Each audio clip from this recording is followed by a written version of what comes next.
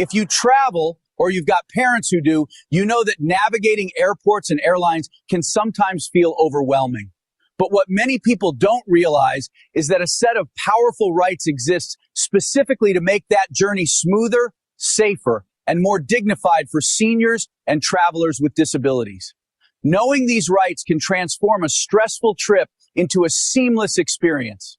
To make sure you're always equipped with the latest travel knowledge, hit that subscribe button now. We're dedicated to bringing you practical tips that actually save you time, money, and unnecessary hassle. Today, I'm breaking down 7 important travel rights many seniors forget or don't even know they have. These aren't just perks, they are legally protected entitlements. Let's make every trip smoother. First up, number 1, free wheelchair and mobility assistance. This is one of the most fundamental and helpful rights. Under powerful laws like the U.S. Air Carrier Access Act and EU Regulation 1107/2006, airlines and airports are legally required to provide you with mobility assistance at no cost. This isn't just about getting you from the check-in counter to the gate. It covers your entire airport journey, from the moment you arrive at the terminal curb, through check-in and security, to your seat on the aircraft. And upon arrival, it extends from the plane to baggage claim and all the way to the curb for your ride. For example, if you have a connecting flight with a long walk between gates, the airline must provide assistance to get you there. To use this right, it's best to request assistance when you book your ticket or at least 48 hours before your flight. You can do this online or by calling the airline's special assistance line. But even if you forget or find you need help on the day of travel, you can still request it at the check-in desk. Just be aware there might be a short wait.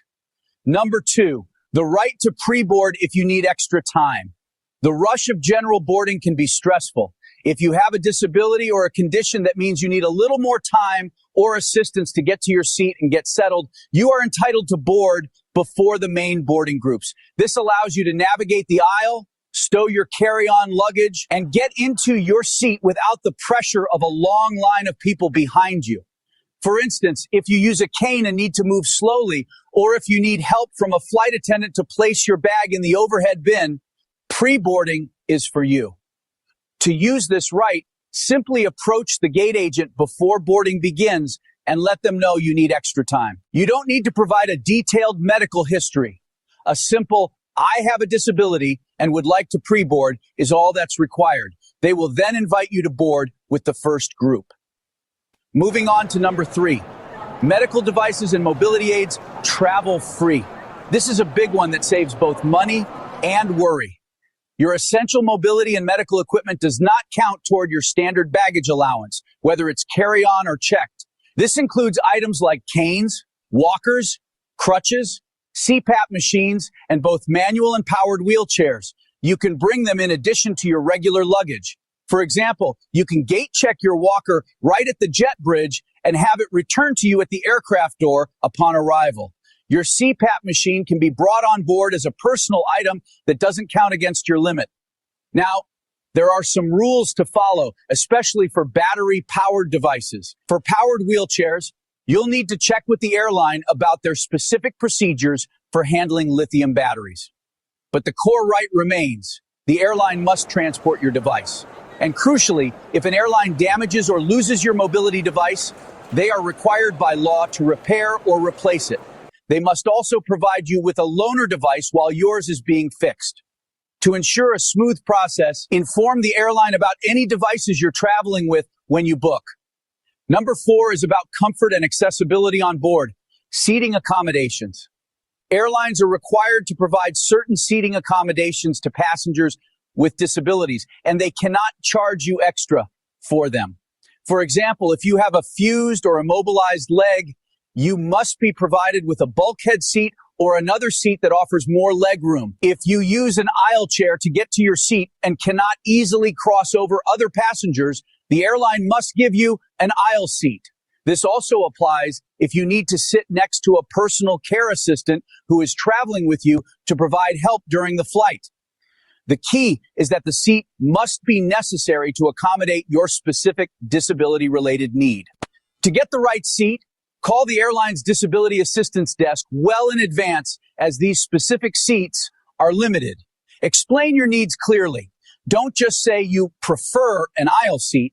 State that you require an aisle seat due to a mobility issue. The airline must make a reasonable effort to provide the seat you need at no additional cost. Let's talk about our four-legged helpers with number 5. Service animals. Under the Air Carrier Access Act, airlines must permit trained service dogs to accompany a person with a disability in the cabin. It's important to note the distinction here. This right applies to dogs that are individually trained to do work or perform tasks for the benefit of a person with a disability. In the U.S., this no longer includes emotional support animals. Your service dog can sit at your feet, provided it doesn't block the aisle or another passenger's space. To use this right, you must complete the U.S. Department of Transportation's Service Animal Air Transportation Form and submit it to the airline at least 48 hours before your flight. Always check the specific rules for your destination, as international travel may have additional quarantine or health requirements. Number 6 covers something every traveler dreads: delay and cancellation protections. Your rights here depend heavily on where you are. In the European Union and the United Kingdom, a powerful law called Regulation EC 261 or UK 261 protects you. If your flight is significantly delayed, canceled, or you're denied boarding, you may be entitled to financial compensation, as well as meals, refreshments, and hotel accommodation. In the United States, the rules are different. While there's no automatic compensation for delays, if an airline cancels your flight or makes a significant schedule change, you are legally entitled to a full cash refund, not just a travel voucher.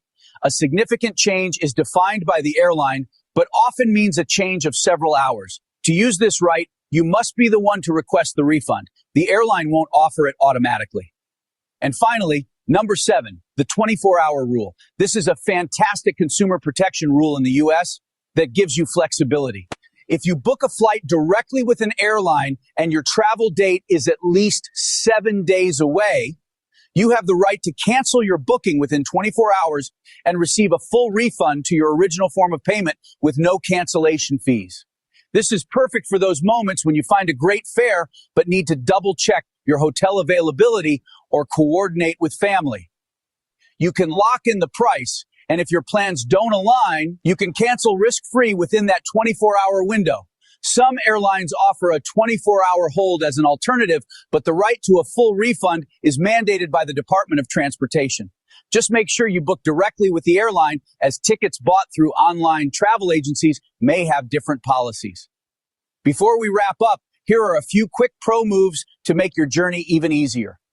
First, use the TSA Cares helpline. Call them 72 hours before your trip to request special assistance through the security screening process. They can answer questions about screening policies and procedures for travelers with disabilities. Second, always carry your medications in your carry-on bag, preferably in their original labeled containers. This prevents any issues if your checked bag gets lost. And finally, while not always required, it's a great idea to keep a doctor's note for any medical devices or conditions. It can help clarify things quickly if any questions arise. So, there you have it, 7 essential travel rights. From free wheelchair assistance and pre-boarding to protections for your medical devices and your wallet. Knowing and using these rights empowers you to travel with confidence and comfort. If this video was helpful, please subscribe for more practical advice and share it with a friend or family member who could benefit from this information. Travel should be accessible to everyone. Safe journeys.